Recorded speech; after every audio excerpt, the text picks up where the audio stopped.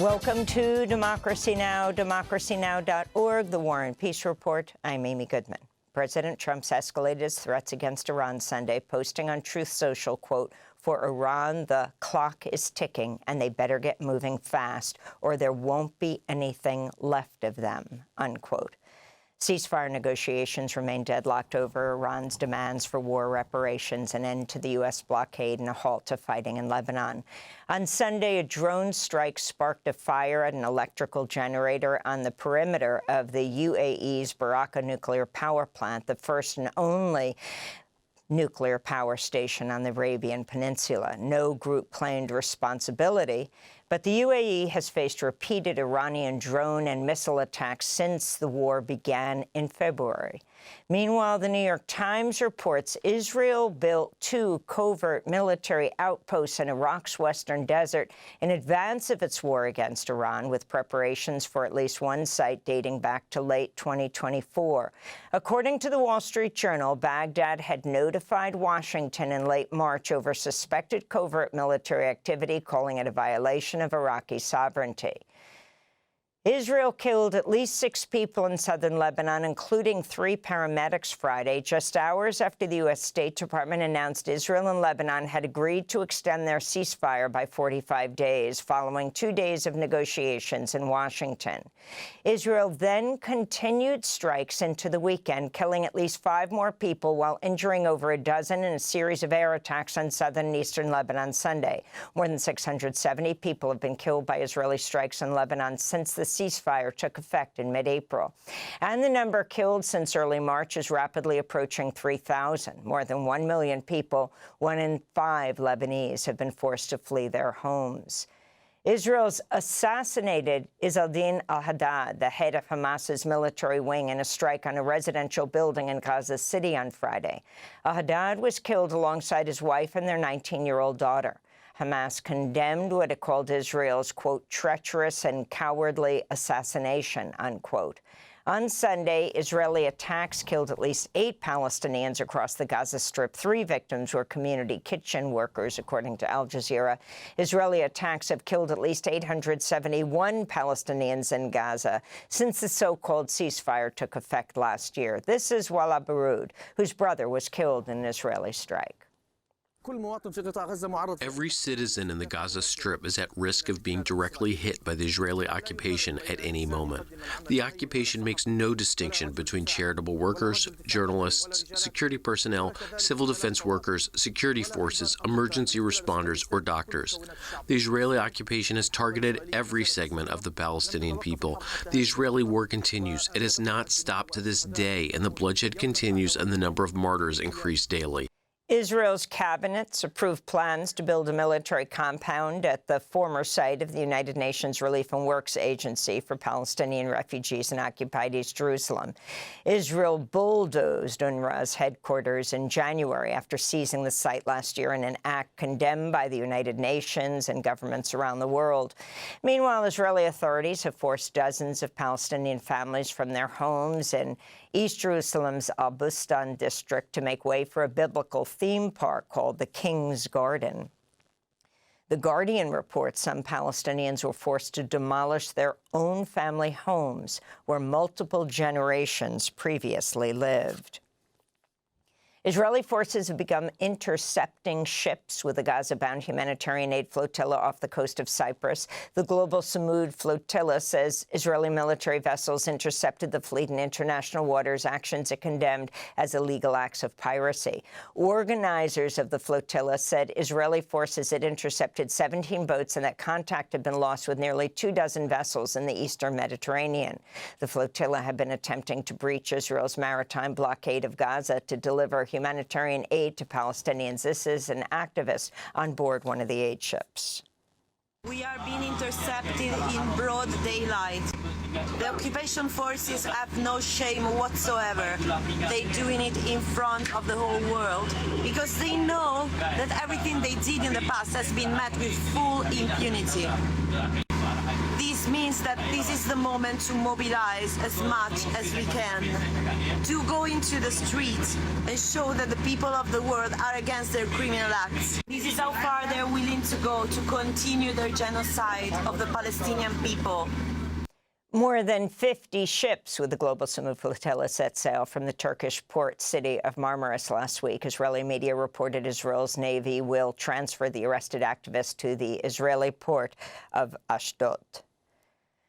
The World Health Organization has declared a global health emergency due to the rapid spread of Ebola virus in the Democratic Republic of Congo and Uganda. Sunday's announcement came a day after the African Union's public health agency said it confirmed Ebola infections in the DRC's northeastern province of Ituri, where 65 deaths and hundreds of illnesses have been reported.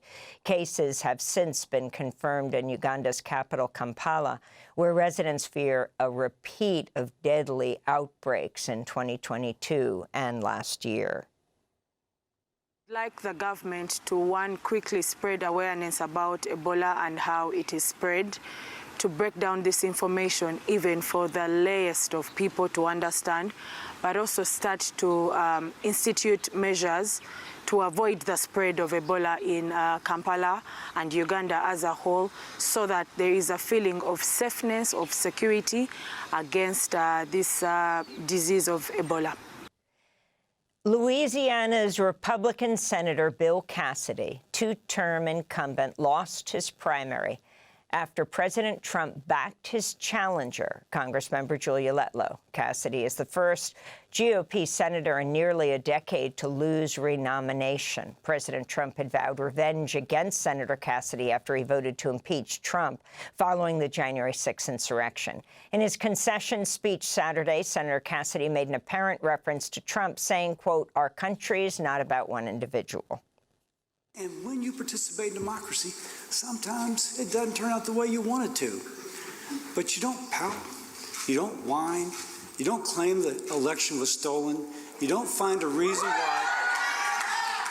President Trump endorsed Congressmember Julia Letlow, who finished first in Saturday's primary with 45% of the vote. Louisiana State Treasurer John Fleming came in second with 28%. Both of them advanced to a runoff in June. President Trump took to Truth Social to celebrate Senator Cassidy's defeat and went after Kentucky's Republican Congressman Thomas Massie, who co-authored the bill compelling the Justice Department to release the Epstein files.